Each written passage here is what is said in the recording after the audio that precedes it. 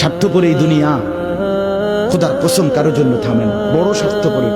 হ্যাঁ, যেদিন বাপের জানাজা পড়ে, যেদিন বাপের লাশ কবরে দাফন করে, সেদিনও বংশধর সন্তান ছেলে মেয়ে ঘন্টাখানিক 2-4 ঘন্টা কাইন্দা কাটটা হইলো রাতের বেলা ঠিকই ভাত খায়। হ্যাঁ, পাশের ঘর থেকে খানা আনে, তারপর ঠিকই খায়। স্বার্থপর দুনিয়া থামে না রে ভাই, থামে না দুনিয়া। ওই জন্য আমাদের কারোর জন্য থামবে না। তুমি আমি মরে গেলে শেষ। আবারও বলছি কথা, আমি মরে গেলে এরপরে পৃথিবী যত আধুনিকে হোক না কেন, আমার কি কথা বুঝছিনি?